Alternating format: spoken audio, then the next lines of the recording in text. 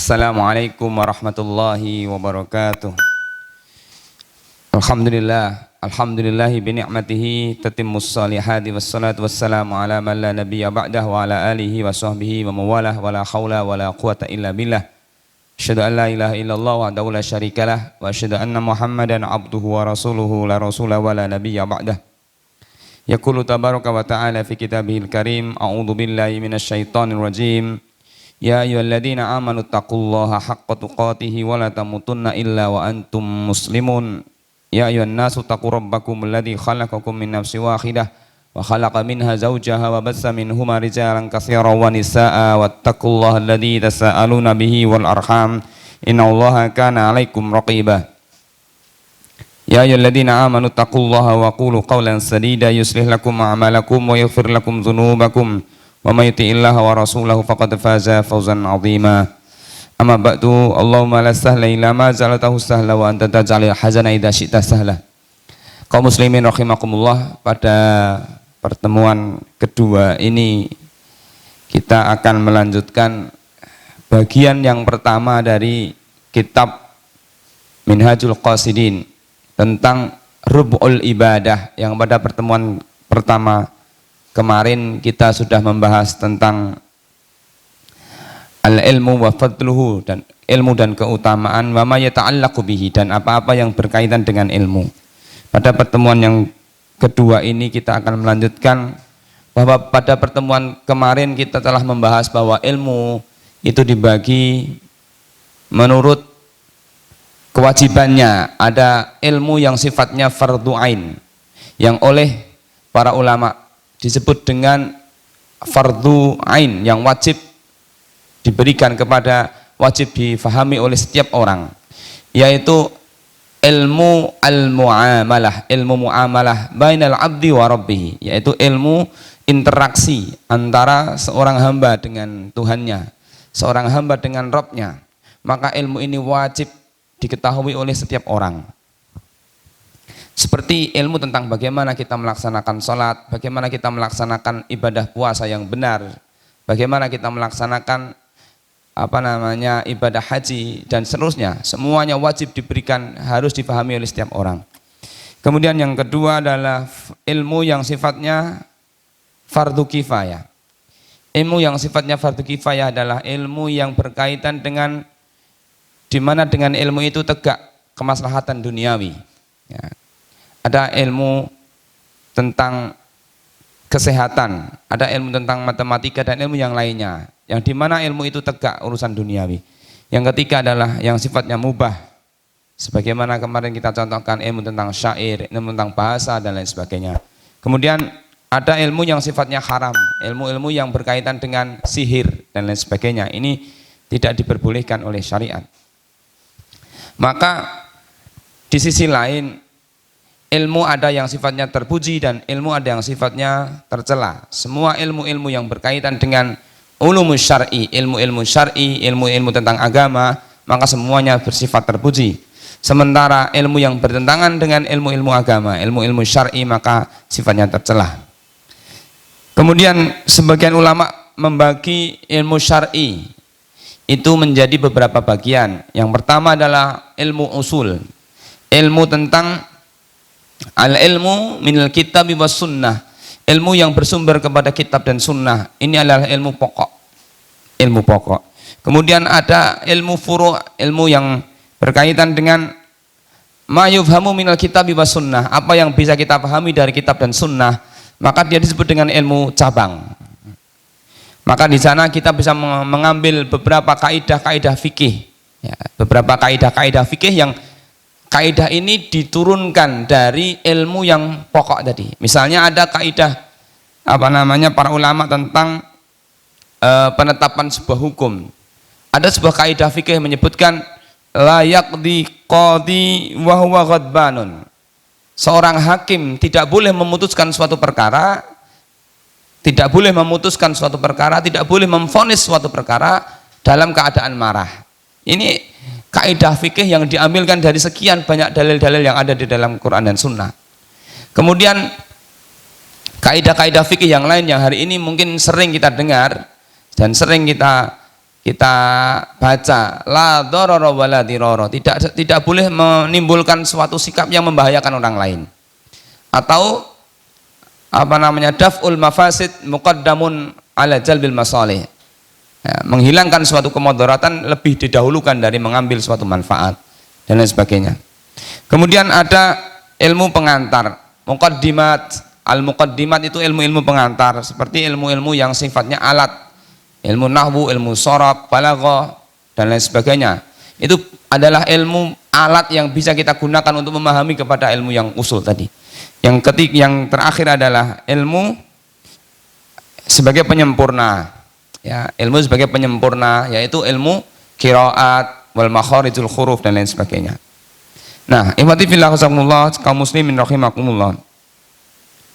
Nah, setelah kita memahami bahwa ilmu itu dibagi ke dalam beberapa kategori sesuai dengan sudut pandangnya, kemudian status hukumnya, maka penting bagi kita untuk memahami bagaimana supaya kita ini memahami tentang adabul muallim wa fatul ilmi wa bayanu ulama usu'i wa ulama il akhirah, yaitu adab-adab para penuntut ilmu dan penjelasan-penjelasan tentang bencana-bencana ilmu, serta keterangan yang menyebutkan tentang bagaimana orang-orang yang berilmu yang berorientasi akhirat dan orang-orang yang berilmu dan yang berorientasi kepada dunia. Di dalam kitab ini disebutkan sebuah keterangan amal muta'allimu fayambaghi lahu taqdimu taharatun nafsi an radha'ilil akhlaq wa madmumis sifat. Maka seyogianya bahwa setiap orang yang mencari ilmu, orang yang memahami tentang ilmu itu, hendaklah dia mengutamakan kesucian jiwa, kesucian hati, kebersihan hati dari kotoran-kotoran akhlak dan tercelanya sifat-sifat yang tidak baik. Maka penting bagi seorang yang menuntut ilmu, maka dia memperhatikan apa-apa yang berkaitan dengan hati, amal hati. Karena sesungguhnya amal itu terbagi ke dalam dua kategori.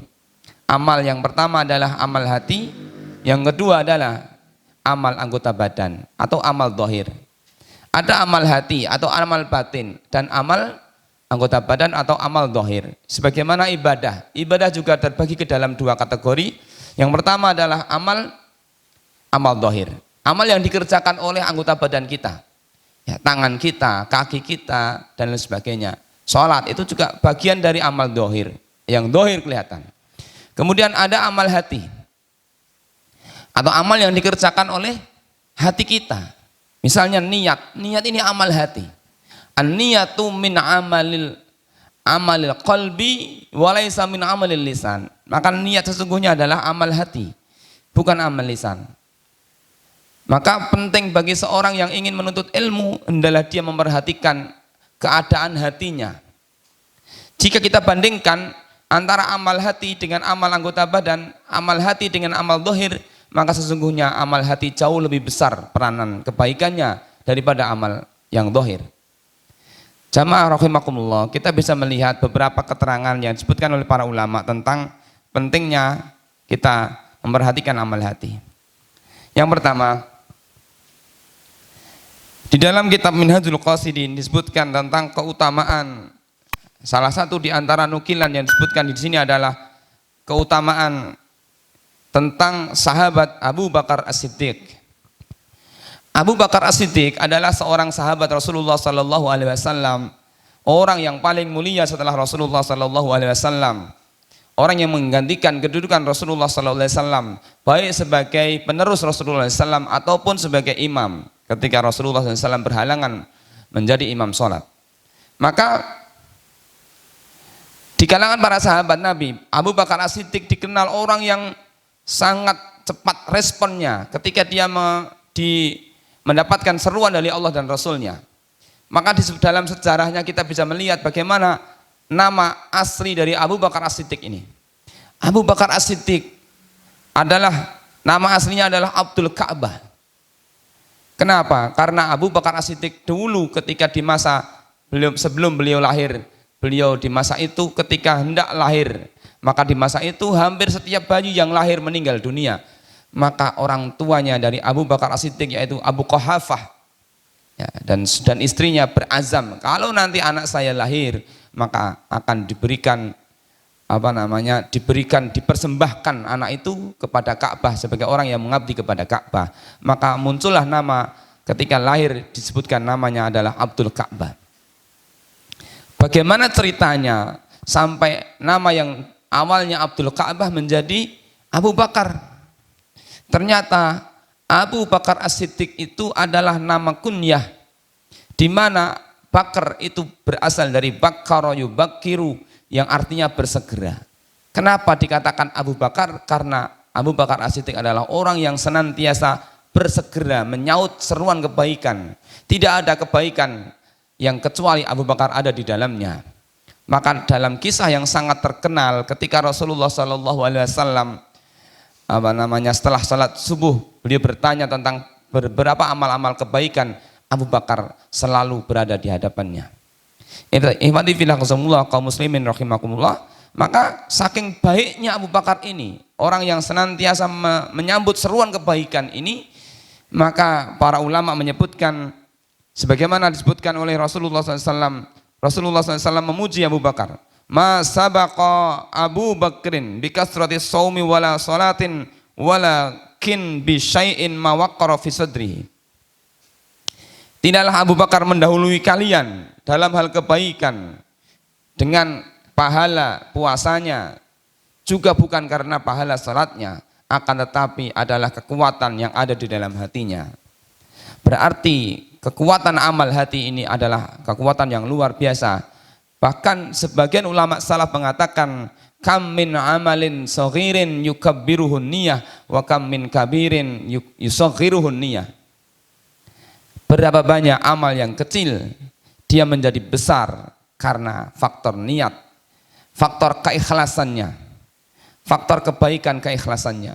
Dan berapa banyak amal itu yang besar menjadi kecil bahkan tidak ada nilainya karena faktor niat. Ada sebuah kisah yang sangat baik yang bisa kita ambilkan pelajaran ketika menjelaskan tentang keikhlasan, pentingnya keikhlasan, bahwa di zaman dahulu ada seorang yang bersedekah. Dia ingin mendapatkan pahala dari Allah SWT, mengumpulkan puing-puing pahala di hadapan Allah SWT dengan cara bersedekah. Akan tetapi suatu malam dia pun keluar dari rumahnya membawa uang untuk disedekahkan kepada orang lain. Bertemulah orang ini dengan seorang laki-laki, maka orang itu kemudian diberikan sedekah kepadanya. Maka di pagi harinya di kampung itu ramai diperbincangkan. Ternyata tadi malam ada orang yang bersedekah kepada pencuri. Maka orang yang bersedekah ini kemudian bersedih, kenapa saya bersedekah tetapi saya salah alamat. Ternyata yang saya berikan sedekah itu adalah seorang pencuri. Maka dia pun berazam, baik besok pagi, besok malam aku akan bersedekah dan tidak akan mungkin salah alamat. Maka besok malamnya dia pun keluar sebagaimana pada malam pertama, dia pun keluar dari rumahnya membawa uang. Kemudian bertemulah dengan seorang perempuan. Kepada perempuan itu dia sedekahkan uang. Maka pada pagi harinya di kampung itu ramai diperbincangkan, ada seorang pelacur mendapatkan sedekah. Bagaimana mungkin seorang yang bersedekah, dia sedekahkan uang itu kepada seorang pelacur. Maka dia pun kemudian bersedih atas kejadian itu. Maka dia pun berazam, nanti malam aku akan bersedekah dan tidak mungkin akan salah alamat.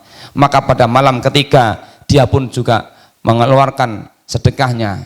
Bertemulah dia dengan seorang laki-laki, dia berikan uang itu kepadanya dan uang itu pun diterimanya. Setelah itu pada pagi harinya orang-orang kampung pun ramai memperbincangkan, itu orang kaya tetapi mendapatkan sedekah. Maka dia pun bersedih, sudah 3 malam berturut-turut dia keluar dari rumahnya untuk mengeluarkan sedekahnya, tetapi ternyata 3-tiganya salah alamat. Malam pertama dia bersedekah keliru kepada seorang pencuri, justru dia beri sedekah. Pada malam kedua dia pun keliru bersedekah kepada seorang pelacur. Maka dia pada malam ketiga ternyata dia pun bersedekah keliru juga kepada orang kaya. Maka dia pun memohon kepada Allah, berdoa kepada Allah, ya Allah bagaimana aku bisa bersedekah dengan orang yang salah alamat. Maka ketika tidur dia pun bermimpi. Dalam mimpinya Allah SWT mengirimkan malaikat kepadanya, dan malaikat itu memberikan penjelasan kepadanya bahwa sesungguhnya apa yang dia sedekahkan dengan ikhlas lillahi ta'ala tidak akan bernilai sia-sia meskipun salah alamat.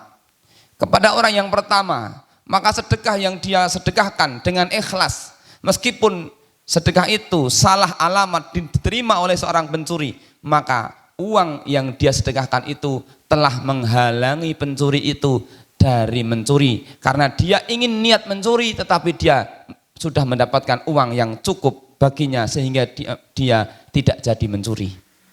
Pada malam kedua, seorang wanita pelacur yang menerima sedekahnya, maka wanita tadi setelah mendapatkan uang sedekahnya, maka wanita tadi tidak jadi berbuat maksiat.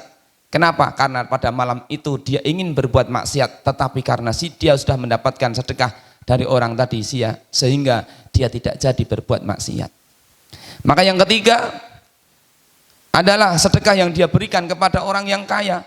Pada saat itu dia pun kemudian, orang kaya tadi pun tergerak hatinya untuk mau berbagi kepada orang lain. Ternyata dia mampu menyadarkan tiga-tiganya. Yang pertama menyadarkan orang yang mencuri, yang kedua menyadarkan seorang pelacur, dan yang ketiga adalah menyadarkan seorang kaya untuk mau berbagi kepada orang lain.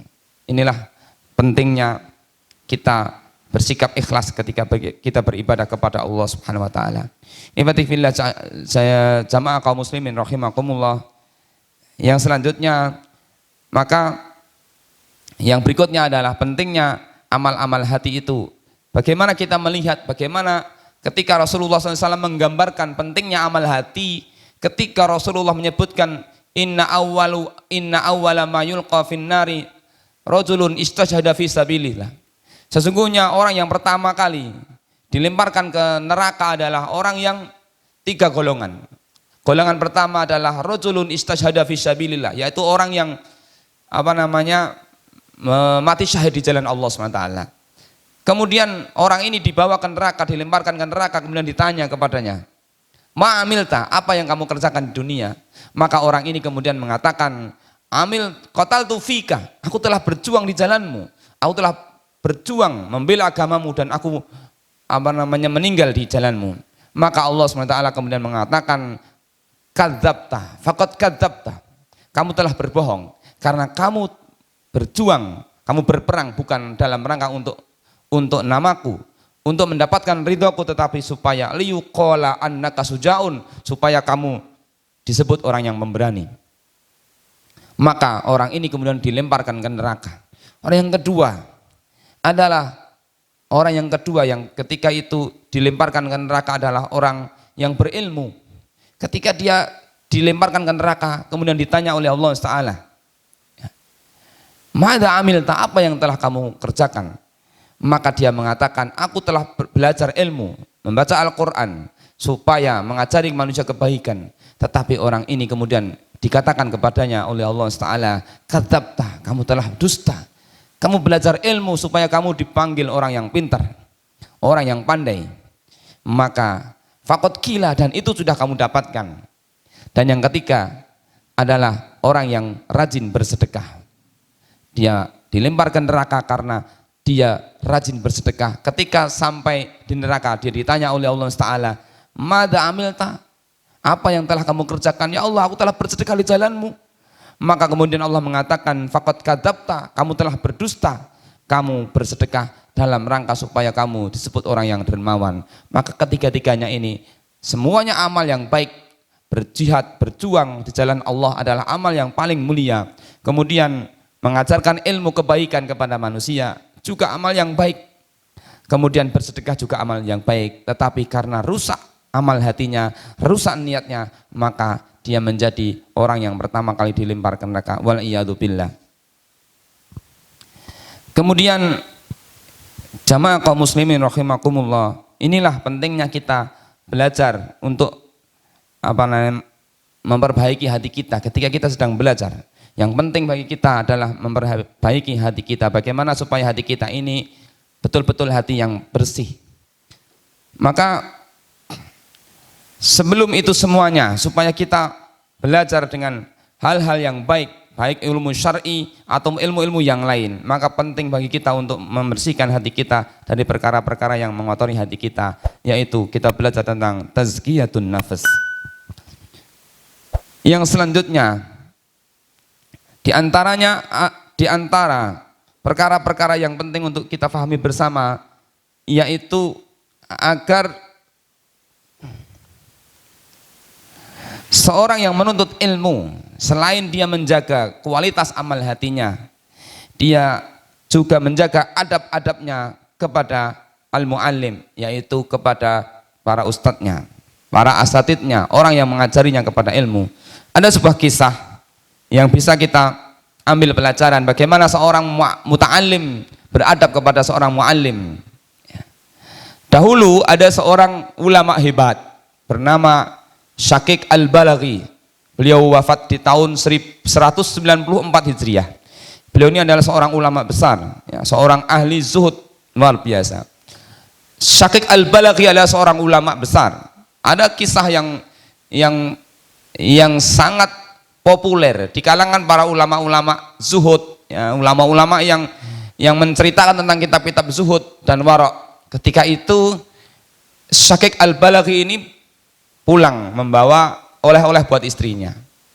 Ya, beliau pergi ke ke pasar, kemudian beliau membeli sebuah semangka.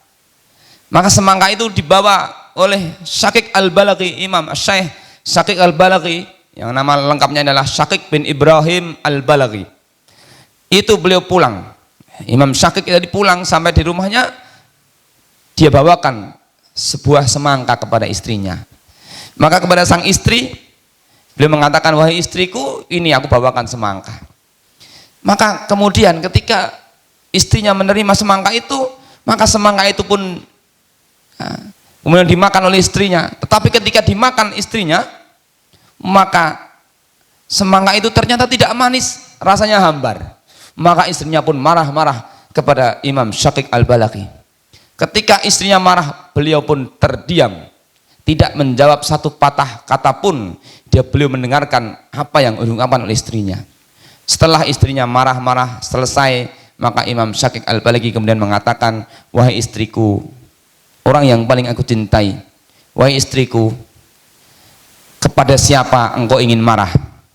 Apakah kepada para petani yang menanam semangka ini, atau kepada orang-orang yang membelinya, atau kepada orang yang menjualnya, atau kepada orang yang menciptakan semangka itu? Bukankah ketika engkau marah kepada pembeli, atau bukankah ketika engkau memarah kepada petani, bukankah petani itu dia menanam semangka itu, dia berusaha sebaik mungkin supaya menghasilkan semangka yang manis? Ketika engkau marah kepada penjual, bukankah setiap penjual mereka akan memberikan pelayanan prima kepada para pembelinya? Dia akan menjual sesuatu yang baik. Ketika engkau marah kepada pembelinya, bukankah seorang pembeli dia akan memilih bagian barang-barang yang baik? Tapi apakah engkau akan marah kepada zat yang menciptakan semangka ini? Maka dengan kalimat itulah, maka istrinya pun terdiam dan terlihat air mata keluar dari celah-celah kelopak matanya dan meminta maaf kepada Imam Syaqiq Al-Balaghi. Begitu luar biasa Imam Syaqiq. Nah, Imam Syaqiq ini punya seorang murid bernama Hatim bin Al-A'sam. Hatim bin Al-A'sam. Ini seorang murid yang menyertai, membersamai Imam Syaqiq selama 32 tahun. Kita bisa membayangkan, belajar kepada ulama selama 32 tahun. Maka ketika itu Imam Syaqiq bertanya kepada muridnya Hatim bin Al-A'sam, wahai muridku, engkau telah membersamaiku selama 32 tahun. Apa yang bisa engkau dapatkan dariku selama 32 tahun itu? Apa kesimpulan yang bisa engkau dapatkan dariku selama 32 tahun itu? Maka ternyata Hatim bin Al-A'sam kemudian mengatakan, wahai Imam, selama 32 tahun itu aku hanya mendapatkan 8 perkara. Hanya 8 perkara. Iya. Kita bisa bayangkan, belajar selama 32 tahun hanya dapat 8 poin penting yang bisa dia catat. Apa itu? Maka Imam Syakik bertanya, apa itu?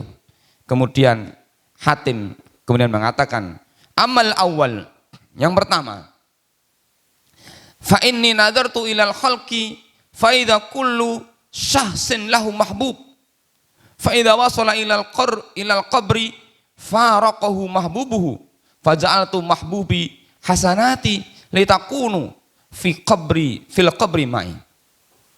Poin pertama yang didapatkan oleh Hatim bin Al-A'sam, yang pertama adalah selama 32 tahun, yang pertama dia dapatkan, sesungguhnya aku melihat kepada semua makhluk yang ada di dunia ini. Aku perhatikan semua makhluk, bahwa setiap orang yang hidup di dunia ini, dia punya sesuatu yang dia cintai, sesuatu yang dia cintai, dia sayangi.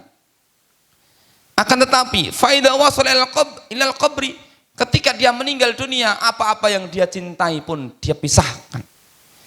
Maka kemudian aku pun berpikir, kalau orang hidup, semua orang hidup itu mencintai sesuatu, kemudian toh apa yang dia cintai, dia pun juga tidak akan membawa mati ketika dia mati, akan berpisah ketika dia mati.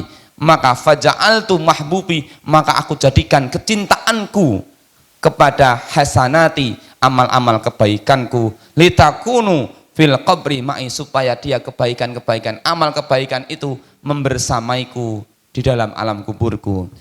Jamaah kaum muslimin rahimakumullah, kita mendapatkan banyak keterangan tentang bagaimana amal-amal soleh itu yang bisa menemani seorang hamba ketika masuk di alam kubur.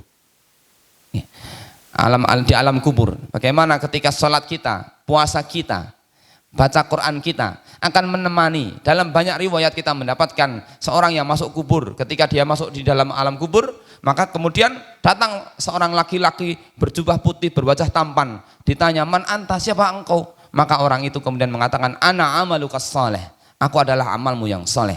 Maka marilah kita jadikan kecintaan kita kepada amal soleh itu sebagai sesuatu kecintaan kita di dalam dunia kita. Kita cintai amal soleh itu, karena amal soleh itulah yang akan membawa kita, menemani kita ketika kita masuk di alam kubur, dan akan memperingan perjalanan kita menuju kepada Allah Subhanahu wa taala. Jamaah kaum muslimin rahimakumullah, ini adalah episode yang kedua yang berkaitan dengan rub'ul ibadah, yang baru sampai kepada pemahaman tentang al-ilmu wa fadluhu dan beberapa adab para penuntut ilmu, yang akan kita lanjutkan pada episode yang ketiga, masih berkaitan dengan pesan-pesan yang diberikan oleh Imam Hatim bin Al-A'sam, yang 8 poin penting yang akan kita bahas pada episode yang ketiga. Banyak hal yang kurang berkenan, mohon untuk dimaafkan. Al-afu minkum, wassalamualaikum warahmatullahi wabarakatuh.